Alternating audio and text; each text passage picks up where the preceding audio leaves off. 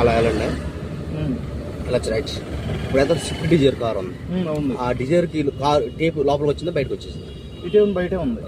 ఇది కార్ కి లోపలికి వచ్చింది, ఇక్కడ లోపల వచ్చింది. సో దానికి తగలకుండా ఉండాలంటే రైట్ కట్ చేయాలి, ఇలా పాస్ అవ్వాలి.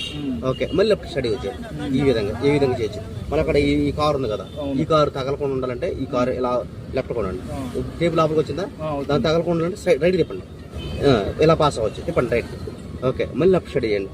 ఓకే, ఈ టైప్ ఉండకూడదు, ఇలాగే తెప్పాలి తప్ప మీ చేయి అంత పైకి ఉండకూడదు. ఇంకో కటింగ్ వస్తే రైట్ కట్ చేయాలి. అప్పుడు ఎలా కట్ చేస్తారు?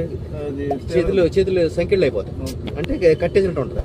చేతులు ఎప్పుడు ఇలా ఉండదు, జరుపుకోవాలి తప్ప వెళ్ళకూడదు. ప్రతి ఒక్క సెకండ్కి వెళ్ళేసేయండి. ఈ విధంగా మళ్ళీ ప్రతి ఒక్క ఓకే రైట్ చేయాలండి, ఎక్స్ట్రా ఉండండి. ఎలా లెఫ్ట్కి వెళ్ళండి చెప్తాను. ఎదురు ఆటో ఉంది, ఆటోని మీరు తప్పించాలంటే ఎలా ఉండాలి, దాన్ని ఏ విధంగా ఉండాలి అనే దాన్ని బట్టి చెప్తాను.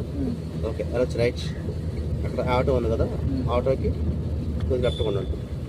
ఓకే, ఇప్పుడు దాన్ని సైడ్ చేయాలి. తప్పించండి రైట్కి తిప్పండి.